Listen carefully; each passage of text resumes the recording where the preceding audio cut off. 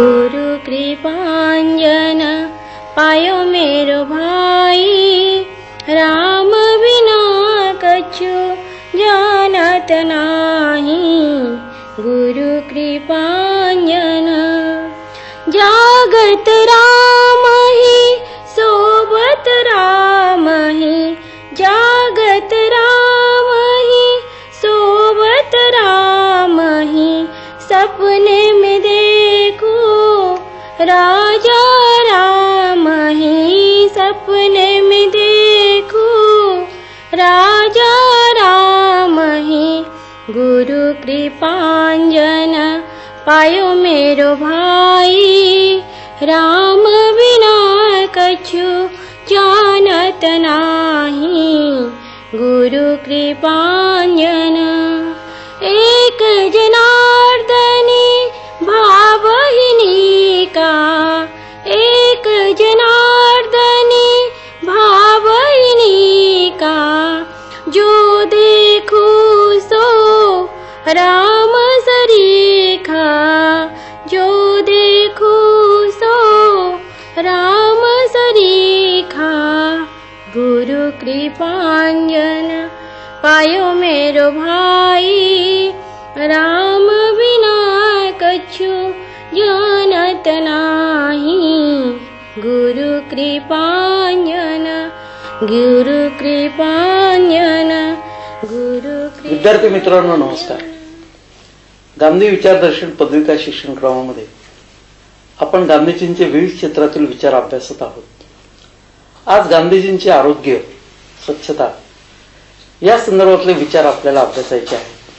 Doctor Ulhas Jadhav हे Mahatma Gandhi medical college Sevagram इथे प्राध्यापक आहेत आणि स्वास्थ्याविषयीची त्यांची जी कल्पना आहे ती कल्पना ही फार भिन्न आहे.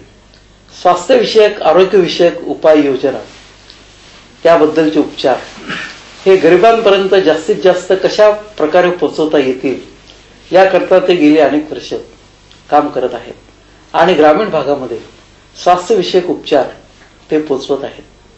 आज आम्ही आपली त्यांची मुलाखत घडून आणत आहोत. नमस्कार उल्हास जाधव सर. नमस्कार सर. प्रथमतः आम्हाला गांधीजींनी godliness, cleanliness is next to godliness असं म्हटलेलं आहे. तर स्वच्छतेचं एवढं महत्व गांधीजींना अभिप्रेत होतं, तर याच्यामागे अशी कोणती त्या ठिकाणी भूमिका होती त्यांची? त्यांनी अशी कोणती परिस्थिती पाहिली असावी की जेणेकरून स्वच्छता ही एक मानवी जीवनाचं एक दररोजच्या अविभाज्य असं अंग आहे असं त्यांचं मत बनलं?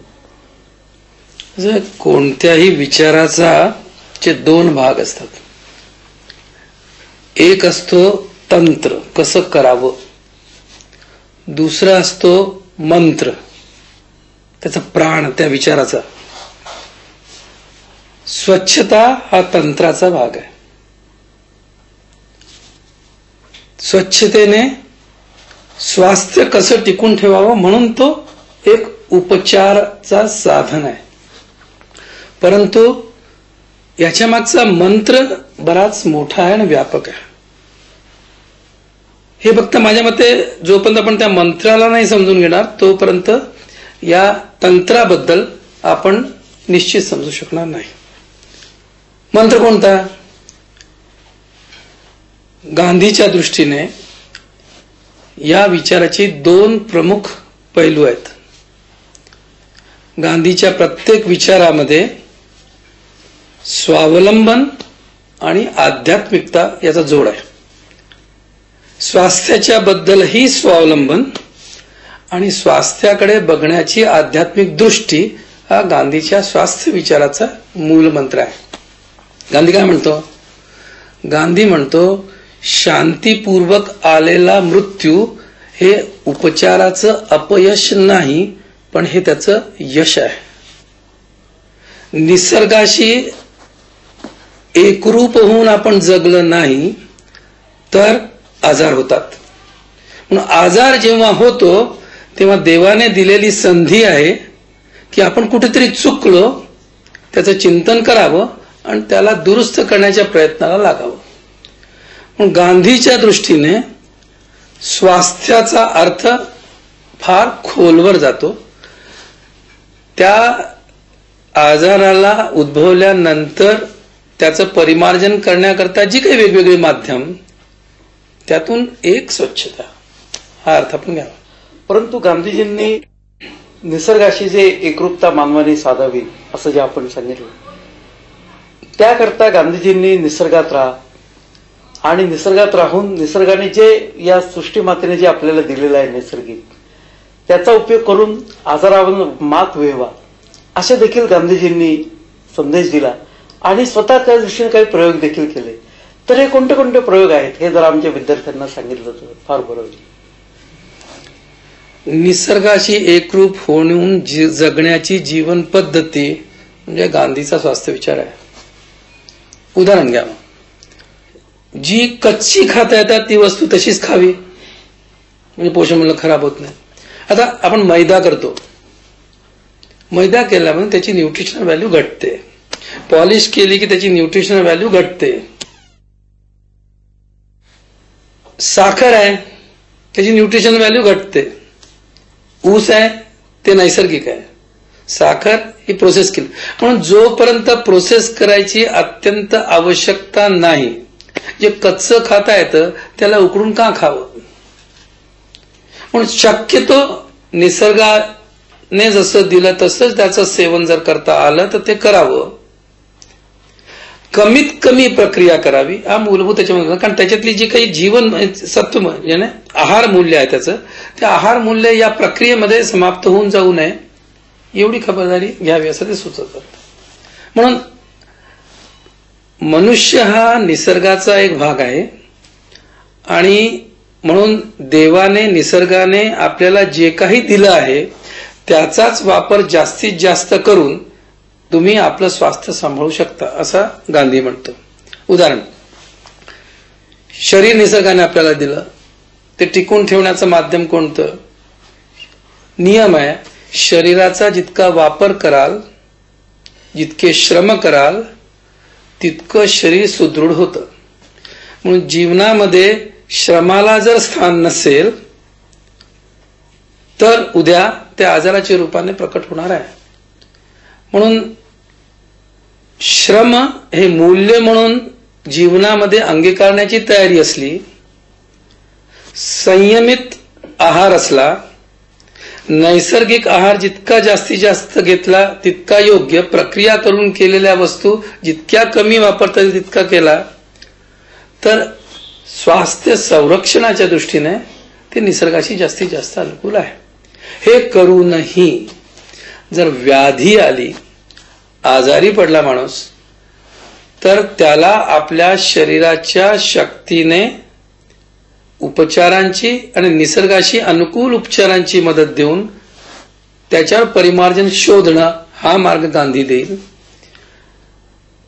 मात्र त्याच्या नंतरही आजार आपल्या ताब्यात येऊ शकला नाही तर आपलं शरीर आता टिकू शकत नाही हा निसर्गाने दिलेली सूचना याला मान्य करून शरीर समर्पणापर्यंत तो तयार राहील इथपर्यंत गांधी जातो.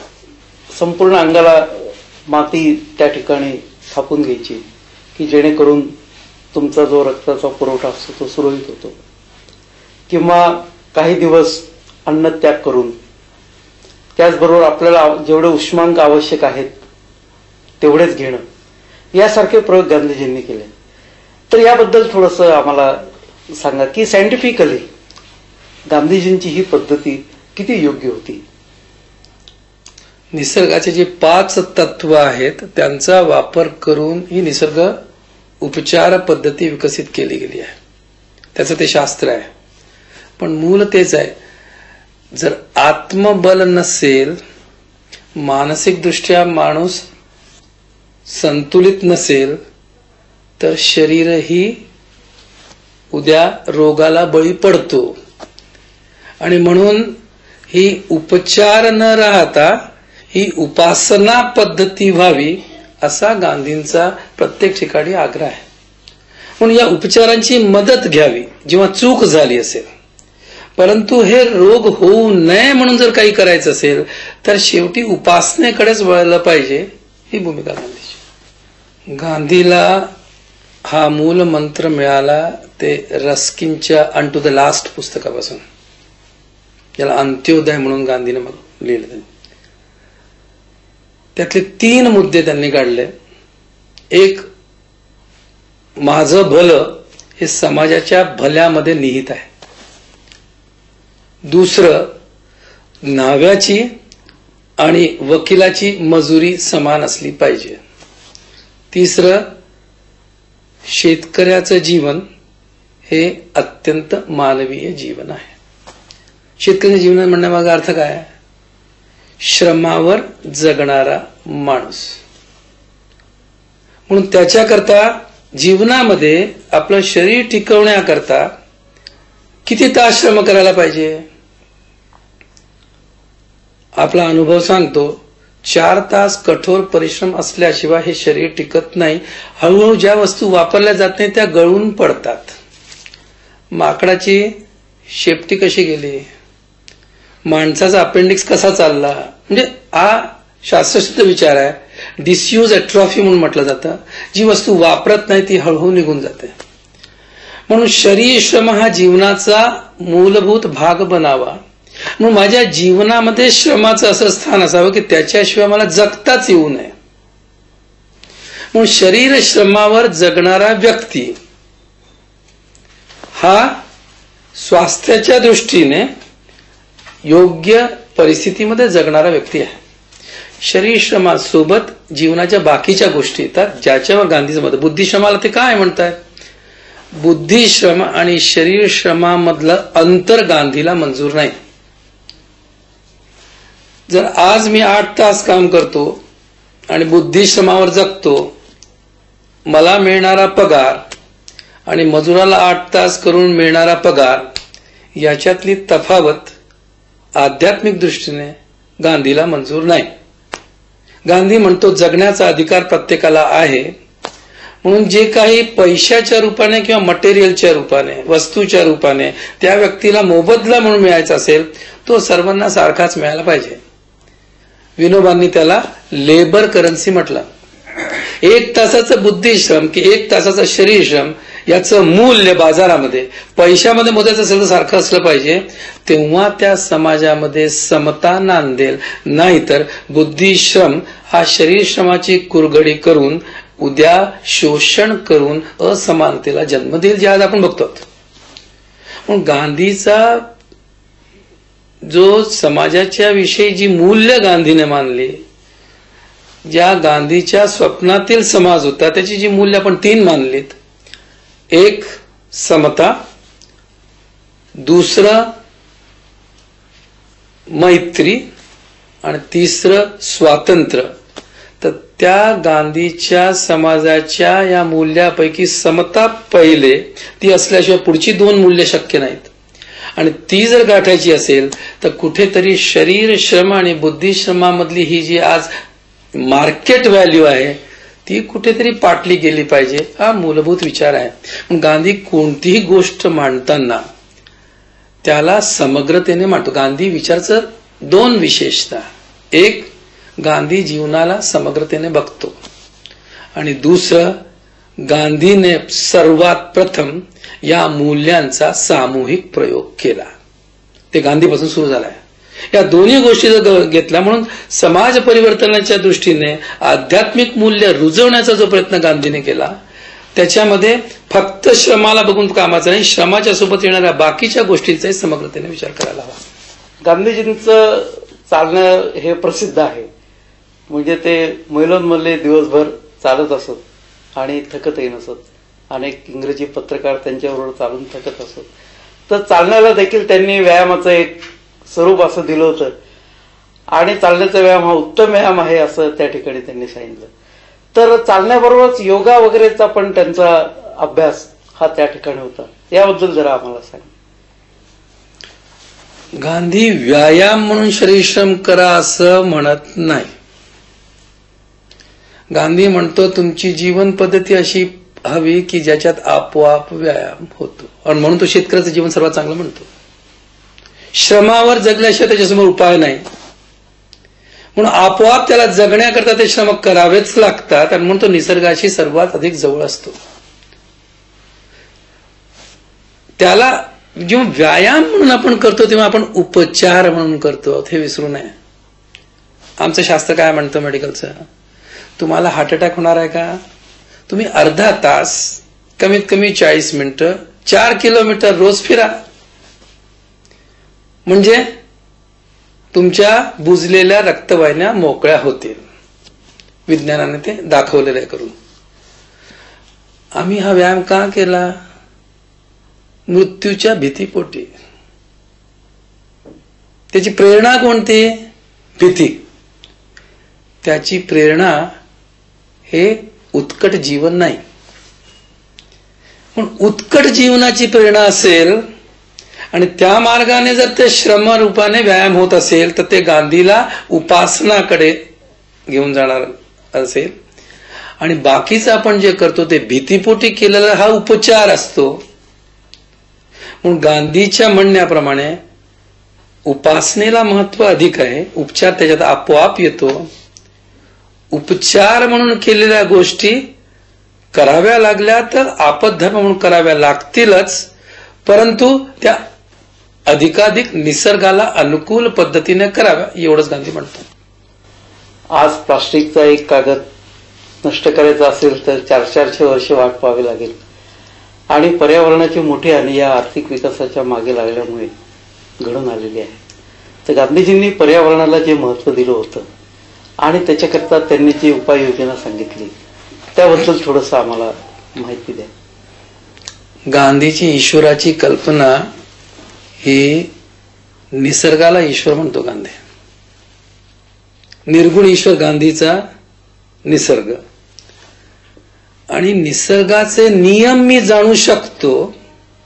तर गांधीचं म्हणणं असं आहे की निसर्गामध्ये ज्या वैशिष्ट्य निसर्गाची ती अशी आहेत की निसर्गामध्ये नियंत्रण आहे परस्पर, आणि परस्पर सहयोगही आहे.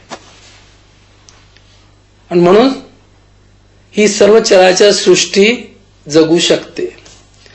पण निसर्गामध्ये जे क्रॉस कंट्रोल आहे हे जर आपण नष्ट केलेत तर मग एकाच प्रकारचा जीवजंतू वाढतील, दुसरे कमी होतील, आणि जे निसर्गामध्ये कंट्रोल आहे ते जर नष्ट झालं तर निसर्गामध्ये असमतोल उभा राहील. उदाहरण देतोय मेडिकल. आज आपण बघतो की बहुतांश रोग डासापायी आहेत. डेंग्यू घ्या की मलेरिया घ्या की चिकनगुनिया घ्या की एन्सेफलायटिस घ्या, जॅपनीज एन्सेफलायटिस घ्या, which are killer disorders today. हे सर्व रोग डास अत्यंत वाढल्यामुळे झाले. हा विचार केला की निसर्गामध्ये देवाने उंदीर दिला तर मांजर दिली, मांजर दिली तर कुत्र दिला, अशी एक साखळी आहे निसर्गाची क्रॉस कंट्रोलची. याच्यामध्ये एखादी स्पेसीज, एखादी योनी खूप वाढू शकते आणि दुसरी बिलकुल समाप्त व्हायचं असं कधी होत नाही. ते माणसाने बर्बाद केली, ते संतुलन गेलं आणि म्हणून या झालेल्या गोष्टी आहेत. पण जिथे निसर्गाशी एकरूप होऊन जगा असं गांधी म्हणतो, किंवा त्याच्यामध्ये निसर्गामध्ये जे जे काही येतं, प्लांट्सही येतात, जीवही येतात, प्रत्येक येत, याचा जो समतोल आहे तो न सोडता माणसाने त्याच्याशी एकरूप राहून जगावं ही त्याच्यामागची भूमिका आहे. म्हणून निसर्गाच्या या क्रॉस कंट्रोलला, निसर्गाच्या या परस्पर सहयोगाला माणसाने हात लावू नये ना, तो निसर्गाच्या विरोधात जातोय. आज त्याला वाटतंय की मी निसर्गावर विजय मिळवू शकतो, उद्या हा निसर्ग ह्या न त्या प्रकारे थोबाडात थापड मारणार आहे, याचं भान ठेवावं असं गांधी पूर्वीपासून म्हणतो. आणि म्हणून निसर्गाचं संरक्षण हे विचारपूर्वक जगणाऱ्या माणसाने आपल्या जीवनामध्ये उतरवायला पाहिजे, ही भूमिका गांधीची. निसर्गाचं एकूण महत्व आता आपण सांगितलं.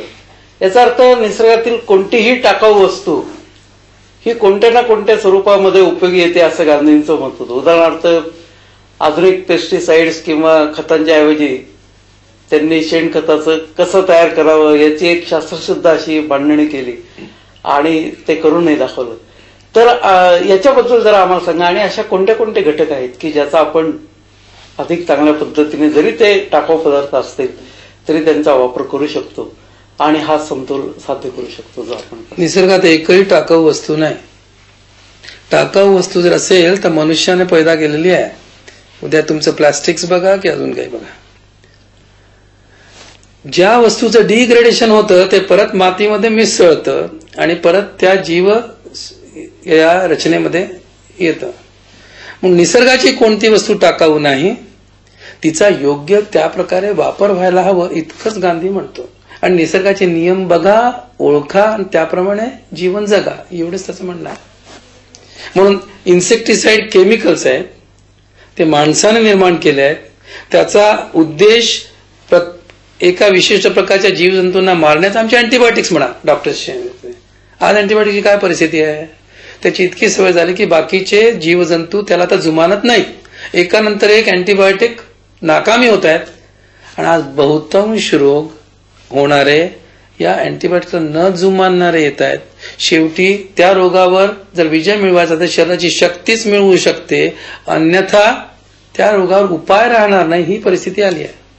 असे कोणते गांधीजींनी सांगितलेले मार्ग चुकावे की जेणेकरून या बाहेरच्या शक्तींचा जो विपरीत परिणाम होतो तो होणार नाही, किंवा आपण असं म्हणूया कमीत कमी होईल? पहिली गोष्ट त्याची की जे हानिकारक वस्तू आहेत त्या तुम्हाला जीवनामध्ये टाळता येतात का, त्या जीवनाला आवश्यक आहेत का? अशा कोणत्याही नाही. पण आपली जीवन पद्धती त्याप्रमाणे जगण्याची आपली तयारी पाहिजे. ती कित्येकदा नसते, म्हणून त्या आमच्या नेसेसिटीज बनतात. त्या नेसेसिटीज म्हणजे संयम आला, म्हणजे सादगी किंवा बिलकुल साधेपणाने राहणं आलं. जीवनाला जेवढं लागतं तेवढ्याच वस्तूचा वापर करा, उपभोगात्मक संस्कृतीला नाही म्हणणार. आणि श्रमाचं महत्व याच्यामध्ये सर्वात जास्त आहे की श्रमाचं जीवनामध्ये स्थान असणं जरुरी आहे. म्हणून जी माणसं श्रमावर जगत नाही त्यांच्या जीवनामध्ये श्रम कशा प्रकारे येतील याचा विचार त्यांनी करावा. याच्यामध्ये विनोबांनी एक म्हटलंय, ते तुमच्यासमोर मांडतो, की जे ज्यांच्याकडे शेती नाही किंवा श्रमपूर्वक जीवन जगण्याची परिस्थिती नाही, तर विनोबांनी म्हटलं की असे 3 गृहदेवता आहेत घरी बसून करण्याजोग्या. एक चक्की जातं, दुसरं चरखा आणि तिसरं चुला स्वयंपाकघर. या 3 गोष्टी अशा आहेत ज्याच्या माध्यमाने घरच्या घरी श्रम बरेच होतात. जर श्रम करायचेच असतील तर मग उत्पादक श्रम करावे ना. सकाळी 4-5 किलोमीटर फिरून येणारे रस्त्यावरचे बरेच जण दिसतात, मग ते श्रम असे का करू नये ज्याच्यातून काही उत्पादनही होईल. म्हणून उत्पादक श्रम आपल्या जीवनामध्ये जास्तीत जास्त कसे आणता येतील, कारण उत्पादक श्रम असले तर त्याचं सातत्य टिकतं. उपचार म्हणून केलेला व्यायाम फार वेळ टिकत नाही, काही ना काही कारण शोधून म्हणून सोडतो मध्येच. म्हणून सातत्य टिकवण्याकरता व्रत घ्यावं लागतं. जर जीवनाचाच तो भाग असेल तर व्रत घ्यायची गरज नाही, त्याशिवाय जगूच शकत नाही माणूस. म्हणून जीवनामध्ये सृजनात्मकता जास्तीत जास्त कशी येईल आणि मनोरंजनला त्याला जोडायचंही असेल तरी ते श्रमाशी जोडलेलं कसं असेल, तर गांधी मैदानी खेळ म्हणेल. आत बसून खेळ नाही म्हणणार. त्याच्या दोन्ही गोष्टी साध्य होतील, व्यायामही साध्य होईल आणि मनोरंजनही साध्य होईल. म्हणून गांधीची त्याच्या मागे बघण्याची दृष्टी ही समग्रतेची जर मानली तर फक्त एककल्ली विचार गांधी एका गोष्टीकरता कधीच करत नाही, तो कुठेतरी त्याच्या त्या जीवन पद्धतीशी जोडूनच तो विचार करतो. धन्यवाद डॉक्टर जाधव. या विचारातून एक गोष्ट स्पष्ट होते की शारीरिक श्रमाशिवाय कोणताही पर्याय नाही. तुम्ही फिरायला जा, जोपर्यंत तुम्ही ती गोष्ट शारीरिक श्रमाला जोडत नाही तोपर्यंत त्या व्यायामाला देखील काही अर्थ नाही. आणि हा व्यायाम म्हणजे केवळ नुसता शरीराचा नाही तर मन देखील तेवढंच त्याच्यामध्ये गुंतणं आवश्यक आहे, हे देखील आपण स्पष्ट केलं. आपण या ठिकाणी आलात आणि आम्हाला जो वेळ दिला त्याबद्दल मी आपले आभार मानतो. धन्यवाद. माई मैंने गोविंद लीनू मोर, गोविंद लीनू मोर, माई मैंने गोविंद लीनू मोर. कोई कहे घर में, कोई कहे बन में, कोई कहे घर में, कोई कहे बन में, राधा के संग खिलो